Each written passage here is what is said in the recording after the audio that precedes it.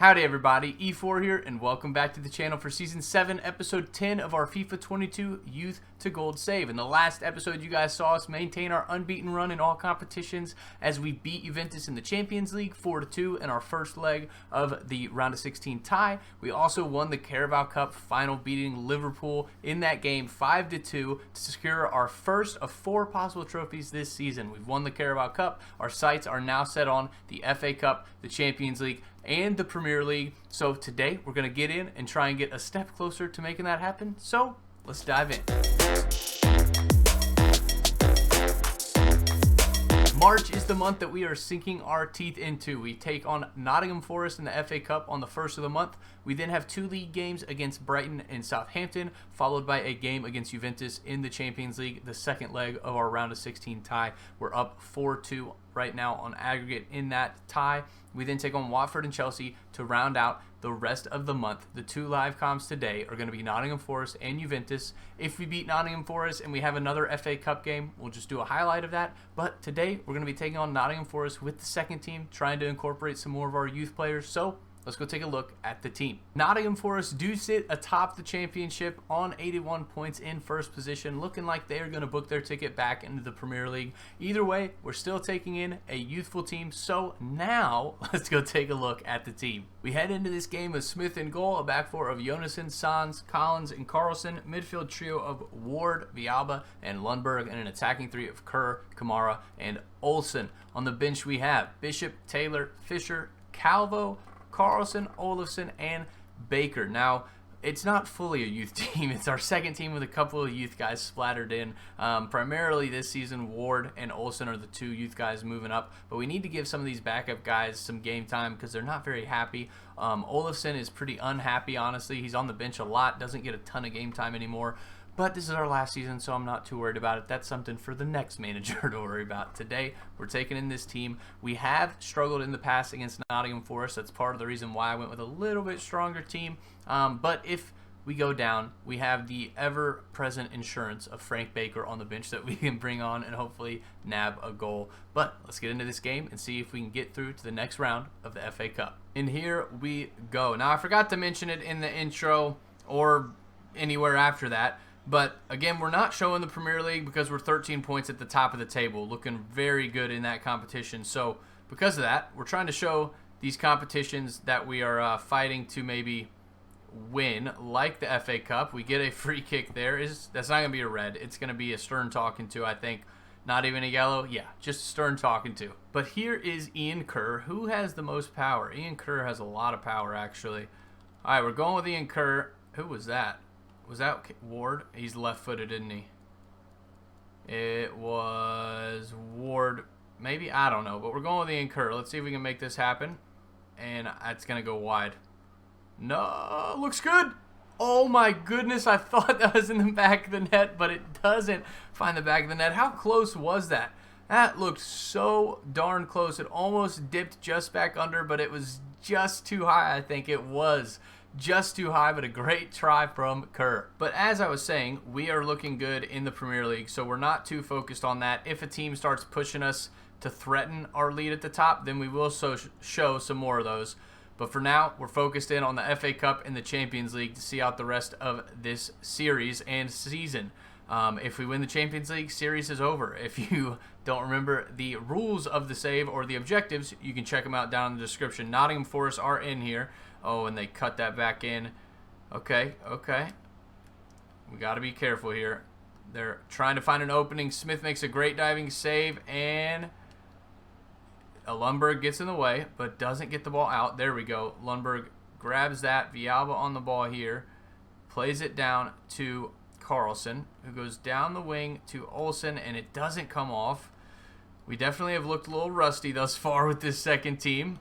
We got to get some goals because, as I mentioned, Nottingham Forest is a team that throughout our club's short history we have struggled against. I think we've played them maybe 5 or 6 times and only won twice. Oh, there's a shot saved by Smith. Over the top to Kamara from Villalba. Can he run in? He's not quite as fast as Baker.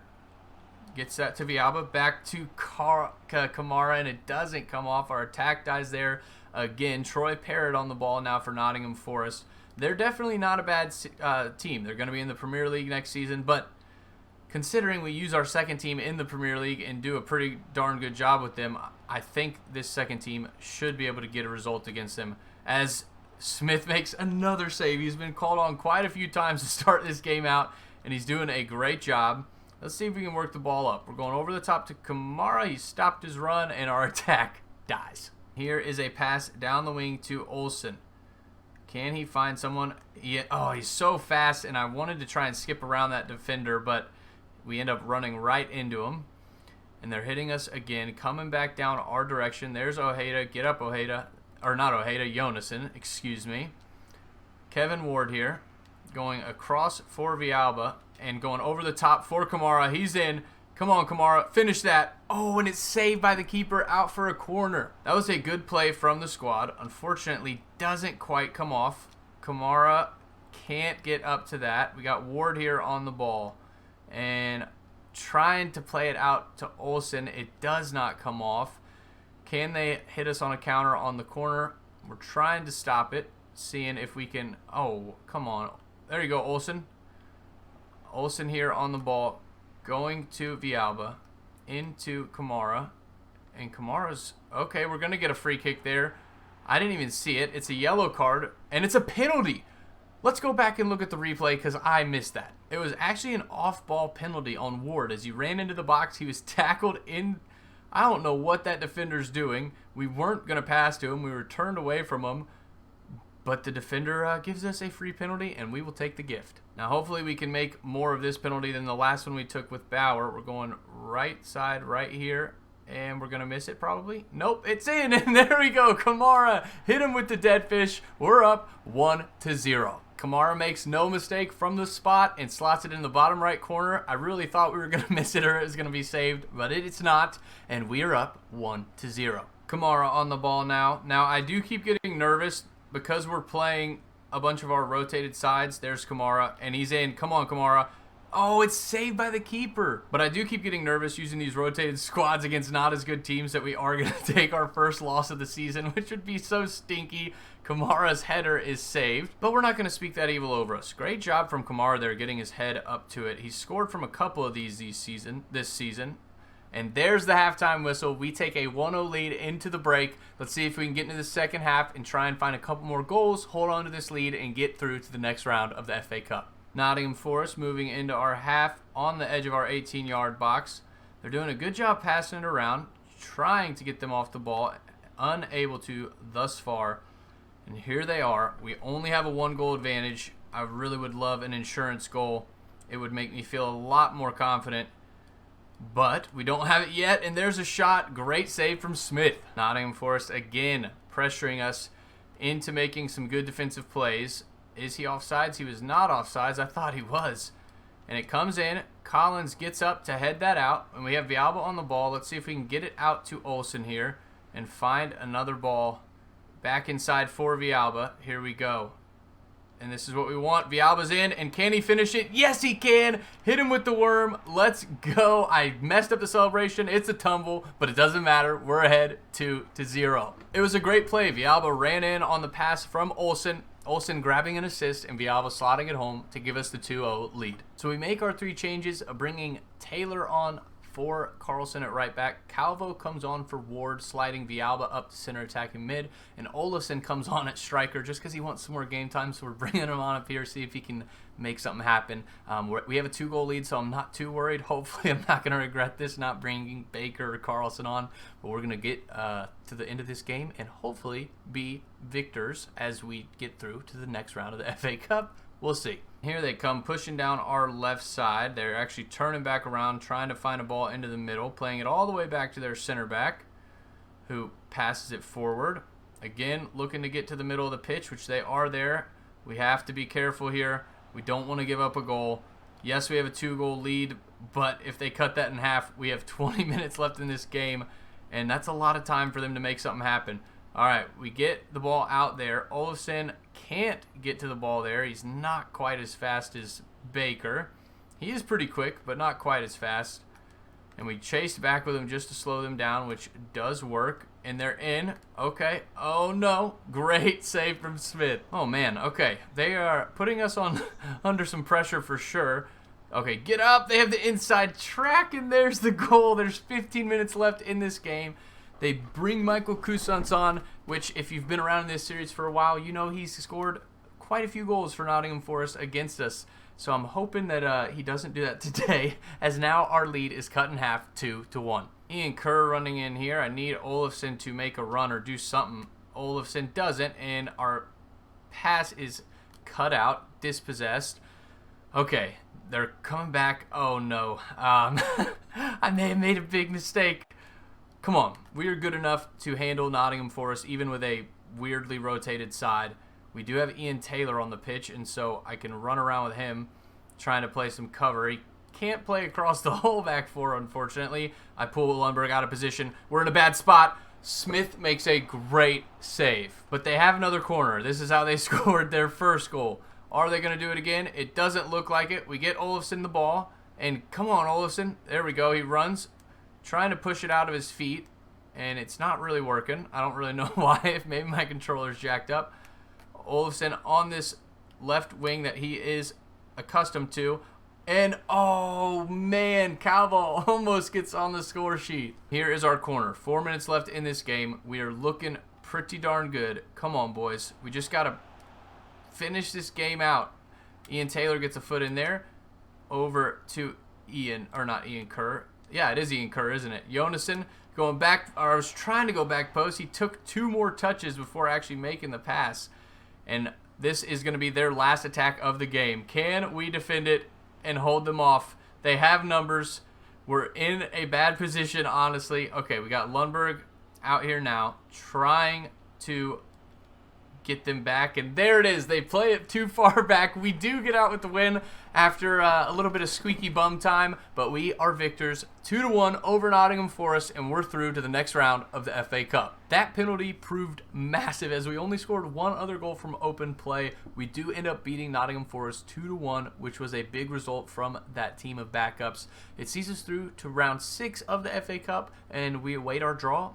When we get it, I'll let you know. But now we're going to hop into the highlights for the games in the Premier League. Next up in the league is Brighton and Hove Albion, who sit in 9th on 37 points, 13 points out of European places. As we fight to continue our unbeaten run in all competitions, we take in the first team. In the 13th minute, Nelson played a ball over the top that Baker smashed home on the volley, 1-0 Efour United. In the 69th minute, we had a corner that Bishop missed, but it fell to Van Hoof, and with a fortunate bounce, he scored to double our lead 2-0. Then in the 85th minute, Taylor picked up his 5th assist in the league as he crossed it to Baker, who fired home 3-0. The 3-0 win keeps us top of the Premier League with a 10-point gap and a game in hand over second place Manchester City. We've been drawn against Wolves in the FA Cup 6th round and take them on next. They sit 7th in the Premier League, 31 points behind us on 40 points. With the quadruple our goal this season, we take in the first team. Just on the stroke of 39 minutes, Nelson played in Bauer, who opened the scoring 1-0.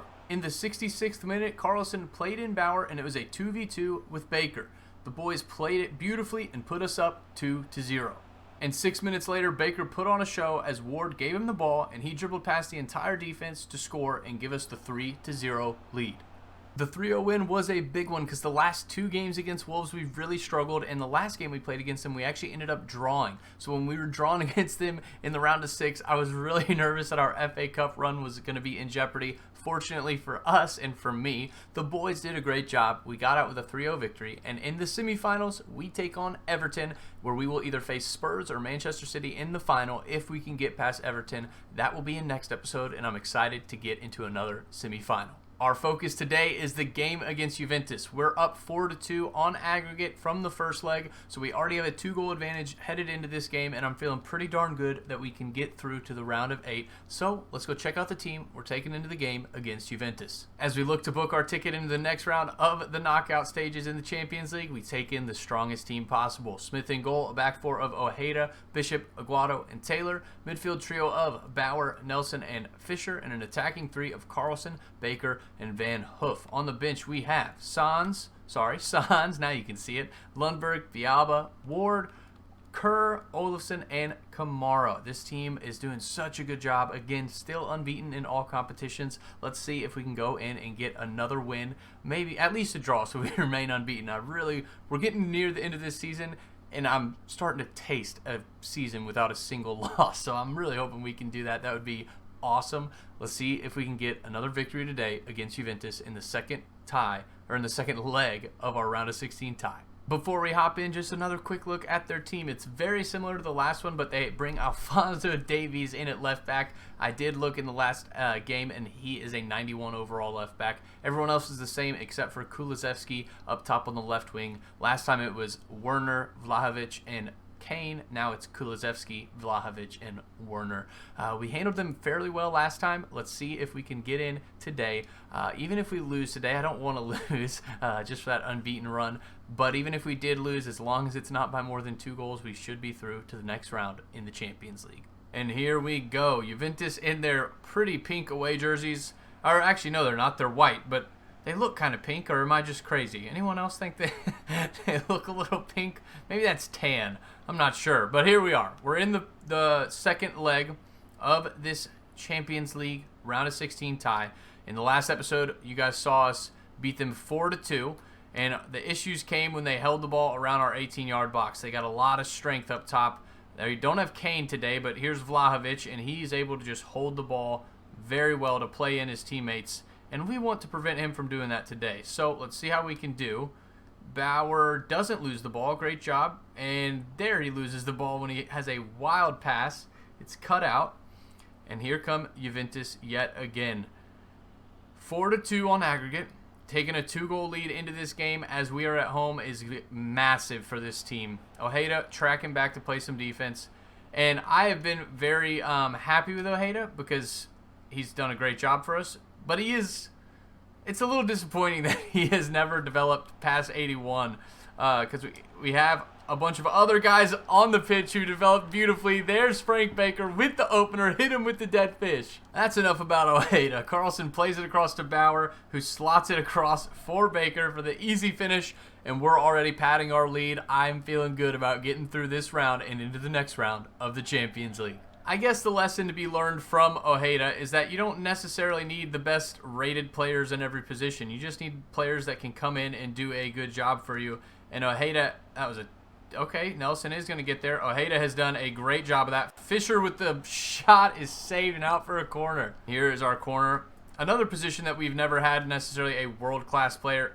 And there is Bishop, and hit him with the worm, Bishop. We're up 6-2 on aggregate, 2-0 in this home leg.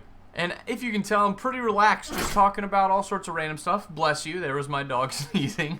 And Bishop heads it past, getting up above the defender to give us a 2-0 lead at home and a 6-2 lead on aggregate. Along with having the best striker in the world in Baker, I would argue that Bishop is the best center back in the world. He is so good. He's really come alive this season in terms of scoring, getting a lot of goals off those corners, and a great save there from Smith. Bishop has done such a good job. He's such a good defender on the ball. Great passing, fairly good dribbling for a center back, and there he is making another big save. My dog I have no idea what's happening. It looks like he's sleeping. It sounded like he was choking on something there. All right, Vince, I'm trying to record a video. Goodness gracious, man. Here we go. But to finish my thought before that corner, it was just that center defensive mid is the other position where we've never really had a world-class level player. We've had some good players, Patino, Lundberg, now Fisher, but never just a truly world-class player. But it's worked. We found a player, especially Fisher. We talked about it before, just having someone who's very well balanced, that can do a little bit of everything in that role. Oh my goodness. I thought they were going to get that goal maybe. And he's done a great job just like the rest of the boys, especially Fisher. Lundberg and Patino were more defensive players. Patino was pretty darn technical, really good at passing, and pretty good at defending. But Fisher, I mean, can just do a little bit of everything, and it is insane. It's such a good set of attributes to have in that role. And again, we talked about it once we won the World Cup with the United States, that we wanted a player like Weston McKennie. We finally found one, and it was a free transfer as well, which is pretty awesome. They're in here, and they don't get the goal. Smith collects it. But anyways, that's enough about the team. Let's try and see out the rest of this game, not give up any more goals. We're approaching halftime. We got Carlson down this wing, and he is in, and he is going to score here because he rocks. There he is. Hit him with the knockout punches. This game is pretty much done and dusted, so I will be talking when we have a highlight, a threat on our goal or a threat against their goal. Other than that, we're not going to talk too much more in this episode as Carlson's played down that left wing, running in, smashing it home, and I knew taking Juventus back to our place, we would have the advantage at home, and man, we are making it count. There's the halftime whistle. We take a 3-0 lead into the break, up 7-2 on aggregate. Like I said, we're going to be talking really just about the highlights, not going to be going into too much detail or just kind of talking about whatever, just to make this episode a little bit shorter, hopefully, or keep it within the 30-minute mark. So I'll see you in a sec when we have a highlight. Carlson running in here, pulling a Schaefer, and it looks like he's going to go all the way for the shot. Maybe needed to try and chip the keeper there. Doesn't come off, and our attack is done. And here we go, across from Van Hoof. I talked a little too late, but what a beautiful play from the boys. We'll check it out again in the replay. Van Hoof was played in down the right wing on an incisive pass from Bauer and in a first-time cross into Baker's path to give us a 4-0 lead. 8-2 on aggregate. This is looking very similar to what Bayern Munich did to Barcelona a couple years ago in the Champions League. We are embarrassing Juventus. Here are Juventus on the edge of our area looking to get a consolation goal back, and they actually get the inside track there. Fortunately for us, Smith is wise to it, and it actually ends up out for a goal kick off their player. And here come Juventus. Vlahovic on the ball, looking like he's going to find the pass. He does, but it doesn't come off, and it's out for another goal kick. Making just 3 changes, Sans comes on for Ojeda, Lundberg comes on for Fischer, and Olafson's coming on the right wing for Van Hoof, just for a little bit of freshness and trying to keep Olafson happy because he is wanting to play more games. So we're going to bring him on, give him a little bit of a run out. Here is Bauer going over the top. It was trying to go to Baker. Does not go to Baker. Lundberg kind of wins that, but we are unable to connect as Bauer was a little too slow to react. I went with these changes rather than the normal ones. I normally take Bauer off because for how good he is, his stamina is not the best. And so normally we take him off so that he'll be ready for the next game, but we have an easy game in the Premier League, so we're going to probably use our second team, so I wasn't too worried about it. There's the goal. Poor Smith not getting clean sheets. He does sit second in the Premier League behind Ederson on clean sheets, so I'm trying to catch him up so that he can win goalkeeper of the tournament, but we're just broken down there. I'm honestly not too worried about it. We're up 8-3 on aggregate, so let's see out the rest of this match. Juventus again pushing in, looking for a late goal. It's really for nothing as they're down by 5 goals in this tie. Sans is too strong, bodies the attacker off, wins the ball, and we're going down the wing to Carlson. Can we get another goal here? I'm thinking so. We got Bauer right here, and there it is. Nope, there it is. Let's go.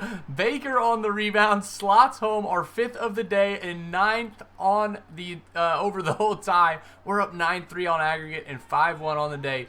We have destroyed Juventus and made them look silly. Juventus moving into our half, trying to make themselves feel a little bit better, and Lundberg makes sure that they cannot do that as he wins the ball into Bauer. Can we make it 10 on the tie? And it's back to Bauer. Doesn't look like it. Looks like this is going to be the final result, and the final whistle should be up any moment. There it is. We're through to the round of 8 in the Champions League, beating Juventus 9-3 on aggregate. Frank Baker takes home the match ball as he gets another hat trick. I wish I could see how many he had this season because I'm sure it would be a lot, but what a result from this team. The 5-1 win over Juventus today sees us move into the quarterfinals 9-3 on aggregate. In other news, Atletico Madrid knocked out Liverpool despite Liverpool beating them on the day 2-0. Atletico Madrid won 4-3 on penalties.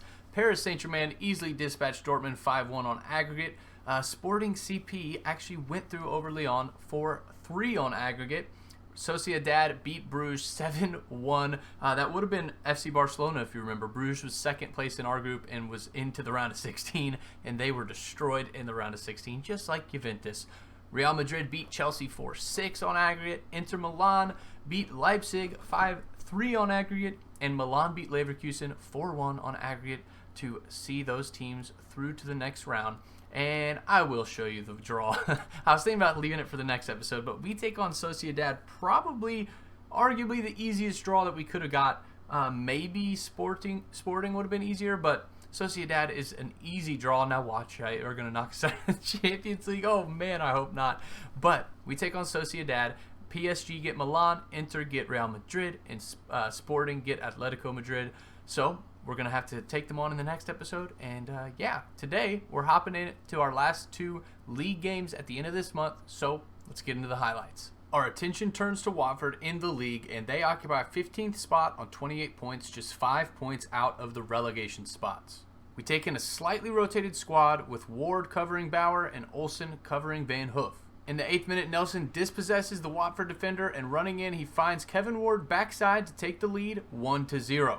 And in the 33rd minute, hot prospect Olsen cut in on a great move, and his shot was saved, and from the tightest of angles, Carlson found the rebound to grab our second 2-0. In the 59th minute, after scoring a goal himself, Kevin Ward assists Baker to go up 3-0.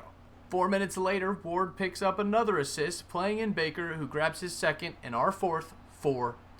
In the 76th minute, we add insult to injury, Nelson slotting in Baker, then Baker back to Nelson, padding the lead 5-0. That victory sees our gap at 12 points with a game in hand over Man City in second. To end the month, we take on 5th place Chelsea for our biggest challenge in the league since the 4-0 win over Arsenal 2 episodes ago. To ensure the unbeaten season continues, we take in the best 11 possible. Honestly, this game was such a tight contest. I was so nervous that we were going to give up a late goal and see our unbeaten season end today. And it took until the 84th minute to get anything out of this game as Carlson cut back to Bauer, whose shot was blocked, and the rebound fell to Baker, who smashed it off the defender and into the net to take the lead 1-0. As I mentioned, that Chelsea game was way too close for comfort. They had numerous chances and were making me very anxious. Like I said, we didn't play a bad game, but they didn't really either. And it was just came down to the one goal that we saw in the 1-0 win. And it could have easily been them with that 1-0 win. And I was so nervous that we were going to give up our unbeaten season. But we didn't.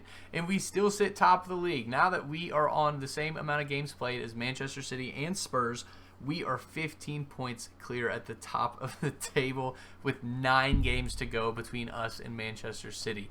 That's it. We each have 9 games left, not 9 between us, 9 each. So, in theory, Manchester City could get 27 points, which would see them on 89 points.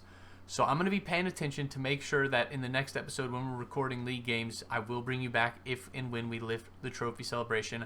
I'm very confident that we're going to win the trophy this season. We've almost scored 100 goals and we have 9 games left to play, which is just insane. We have the best defense in the league as well and a 71 goal differential, 24 wins, 5 draws, no losses. We have dominated the Premier League this season. And boy, am I excited about it. It's really let us focus in on some of the other competitions. We've won the Carabao Cup, and now we're going to be focusing in on the FA Cup and the Champions League. I really would love to see this season remain unbeaten. That would just be an awesome way to end the series, but we'll have to wait and see. But we look good sitting at the top of the Premier League, and I think if my math is right, in the next episode, we will be lifting the title. Hinga dinga dargan, it's time for the scouting reports. Hugo Morven here is a 15-year-old, $950,000 value is not the million mark, but he's 6'2". So I'm going to sign him, and just for the next series that we do in FIFA 23, the scouting might be different. I do plan on doing a scouting guide early on in that game's life cycle, but I want to sign him and just see how long it would take to make him a striker just because he's tall.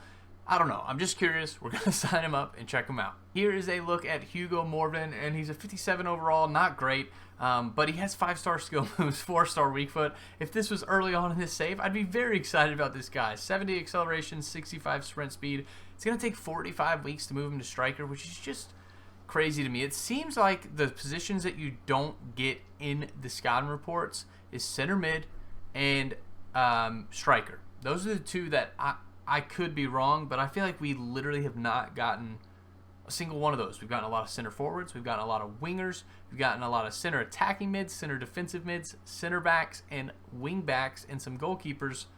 But center midfielder and striker are the two that just seem to be lacking, and we're on any scouting. We're not on any type of specific player type, so I'm not too sure about it. But there's Hugo Morvan. Again, we'll never see him, but our youth academy looks great. And yeah, this is what this save has been built on, our youth academy primarily, and it's been so exciting. It's so much fun to do, and I can't wait to get into FIFA 23 and do it all over again. If you have enjoyed that, smash that like button. If you're new around here, subscribe to the channel and turn the notification bell on. We release these videos every Monday, Wednesday, and Friday, and when the new game drops in a couple weeks, we'll be doing another series in FIFA 23. So if you've enjoyed this one, make sure you check that one out. Tell friends about it if you have enjoyed this. We're approaching the end of the series, and it's been a long time. We started this save in February, and it's now September, and we're wrapping it up, coming to a close. It's been such a fun time. We remain unbeaten in all competitions, keep our unbeaten streak going, and this is just been an awesome way to end this series with such a dominant season. Not just winning the things that we needed to win, but just dominating across the board. Winning the Carabao Cup, looking good in the FA Cup, looking good in the Champions League, and looking good in the Premier League. I am enjoying this team's journey through the Crucible. Until next time, Efour out.